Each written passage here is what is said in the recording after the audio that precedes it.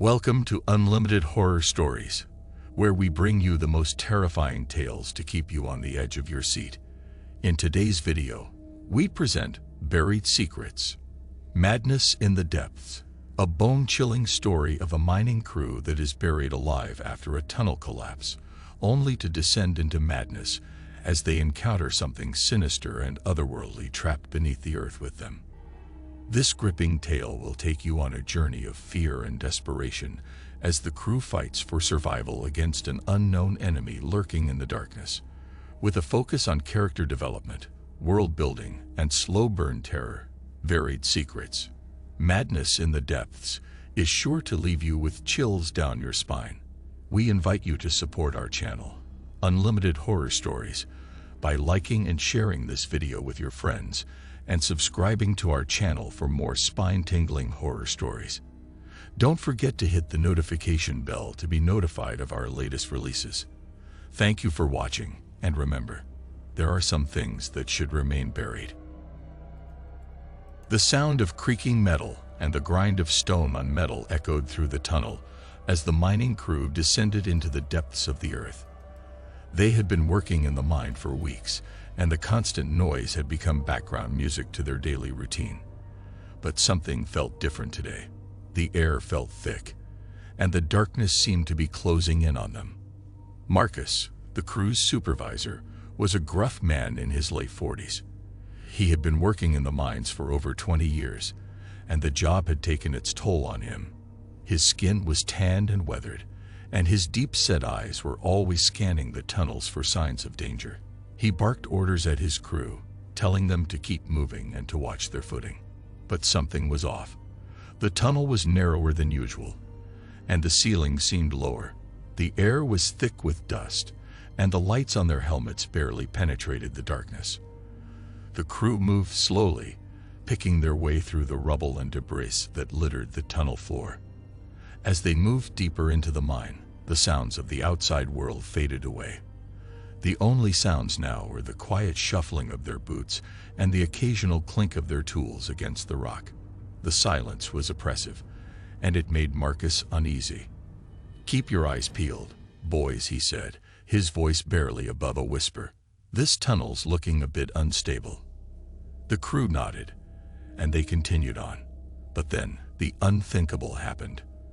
Without warning, the tunnel collapsed around them, burying the crew alive. Panic set in as the crew realized what had happened. They were trapped, buried alive deep in the earth. The darkness was absolute, and the air was thick with dust and the smell of stale earth. The weight of the rubble pressed down on them, making it difficult to breathe. Marcus quickly assessed the situation. He knew that they needed to get out of there, and fast. He called out to his crew, telling them to start digging. They worked frantically, digging with their hands and the tools they had on hand. But as they dug, strange things began to happen. The air grew colder, and the darkness seemed to deepen. The crew started to hear things, strange whispers and rustling sounds that seemed to come from the darkness around them. They began to feel as if they were being watched, and paranoia set in. "Did you hear that?" one of the crew members said, his voice shaking. "I think there's something down here with us." Marcus tried to reassure him, but he couldn't shake the feeling that something was wrong. As they dug deeper, they began to uncover strange symbols etched into the rock. The symbols were unfamiliar, but they seemed to pulse with an otherworldly energy. The crew's fear grew, and they began to turn on each other. Voices were raised, accusations were made, and soon they were on the brink of madness.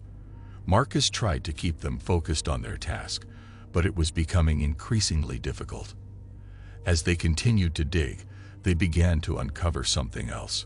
Something that had been buried deep in the earth for centuries. Something that was now free. The crew had been trapped for what felt like an eternity. The air was thin and the darkness unrelenting.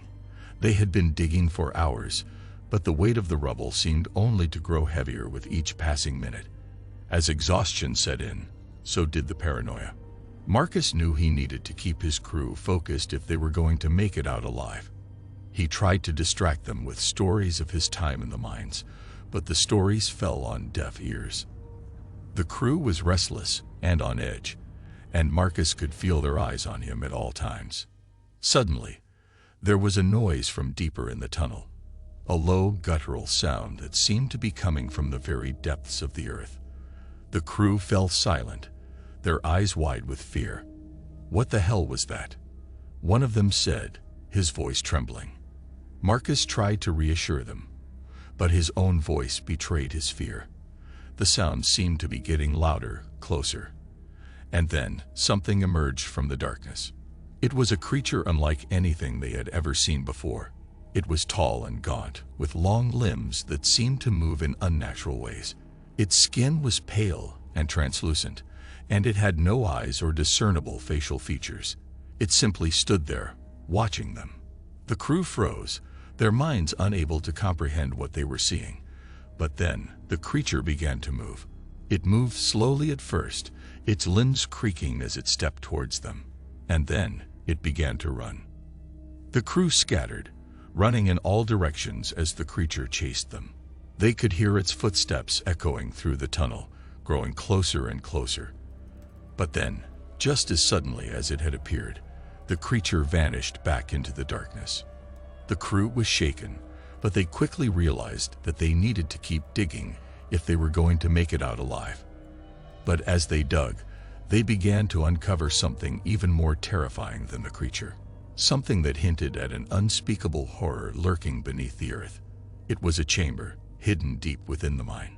The walls were covered in strange symbols and etchings, and in the center of the room, there was a stone altar.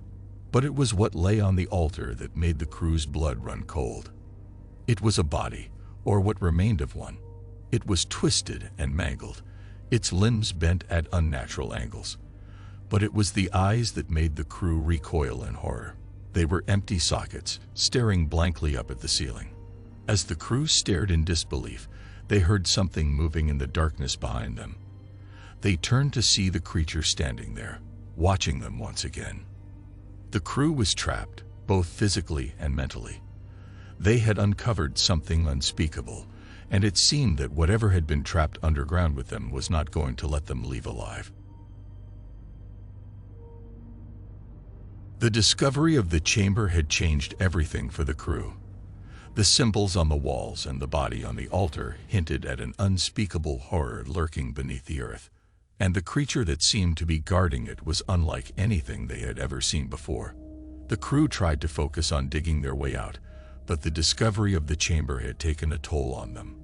They were more paranoid than ever before, and they could feel the eyes of the creature on them at all times. As they worked, they began to hear whispers in the darkness. At first, they thought it was just their imaginations, but the whispers grew louder and more insistent. They couldn't make out what was being said, but the tone was unmistakably menacing. Then, the crew started to notice strange things happening. Tools and equipment would go missing, only to turn up in odd places later on. The lanterns they used to light the way would flicker and go out for no apparent reason. And then there were the shadows. They would move and shift, taking on shapes that defied explanation. The crew began to fear that they were going insane. But then, they saw something that made them realize that they were not alone in the mine. It was another creature, similar to the one they had encountered before. But this one was different. It was covered in blood and dirt, and its limbs were twisted and mangled. It moved in a way that made it clear that it was in pain, but it still seemed to be intent on harming the crew. The crew fought back, using their tools as weapons. But the creature was too strong, and it seemed to be immune to their attacks. They were trapped, and they knew that they needed to find a way out before it was too late. But as they worked, they realized that the creature was not their only problem. The whispers in the darkness were growing louder, and they could now make out words. Words that hinted at something even more sinister lurking beneath the earth. They realized that the creatures they had encountered were not just mindless beasts. They were something else entirely. Something that had been trapped underground for centuries, and that was now using the crew as a means to escape. As the crew worked to dig their way out, They knew that they were facing the ultimate horror. They had uncovered something unspeakable, and now they were paying the price. But they refused to give up. They continued to dig, their hands raw and their bodies exhausted. And then they saw it, a faint light in the distance, signaling that they were finally nearing the surface. With renewed hope, the crew dug even harder. They could feel the cool air of the outside world on their faces, and they knew that they were close to freedom. But just as they were about to break through, they heard a sound that made their blood run cold. It was a laughter, dark and menacing. And they knew that they were not alone in the mine.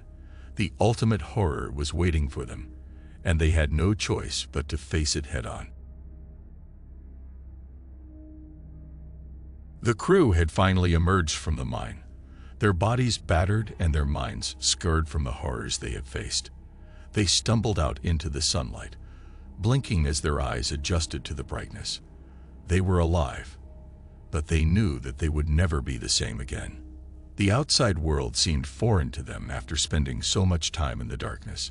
They were surrounded by trees and birdsong, and the air smelled clean and fresh. But all they could think about was the horror they had left behind. They were met by a group of rescue workers who had been searching for them. The crew tried to explain what had happened, but their words came out jumbled and incoherent. The rescue workers looked at them with pity, thinking that they were suffering from shock. It wasn't until they were taken to a hospital and examined by a doctor that their story began to be taken seriously. The doctor found strange markings on their bodies, markings that looked like bite marks, but were unlike anything he had ever seen before. The crew was quarantined and examined further, and it was soon discovered that they had been infected by some sort of unknown virus. They were placed in isolation, and doctors worked tirelessly to try and find a cure. But the crew knew the truth. They had not been infected by a virus. They had been infected by something much more sinister, something that had been trapped underground for centuries, and that had now found a way to escape. As the days went by, the crew began to experience strange symptoms. They would see shadows moving in the corners of their vision, and they would hear whispers in the darkness. They knew that the horror they had encountered was not over yet. The doctors tried to reassure them, telling them that they were simply experiencing post-traumatic stress disorder. But the crew knew that it was something more. They knew that the creatures they had encountered in the mine were still out there, waiting for their chance to strike. As the days turned into weeks, the crew's condition worsened. They became more paranoid and agitated, and they began to lash out at the doctors and nurses trying to help them. Then, one night, the crew began to hear the whispers again. But this time, they were clearer. They could make out words that told them to do unspeakable things.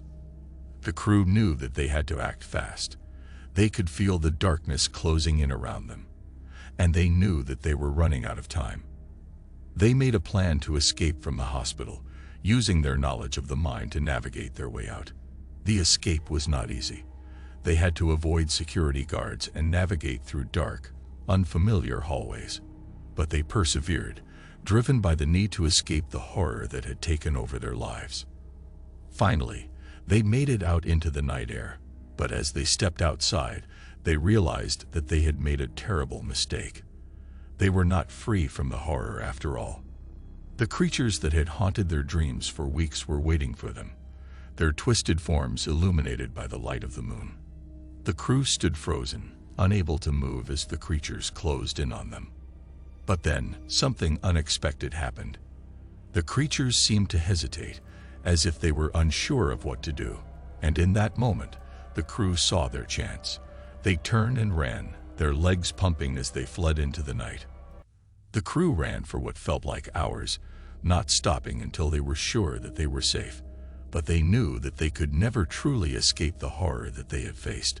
It would always be a part of them, a constant reminder of the unspeakable things that lurked beneath the earth.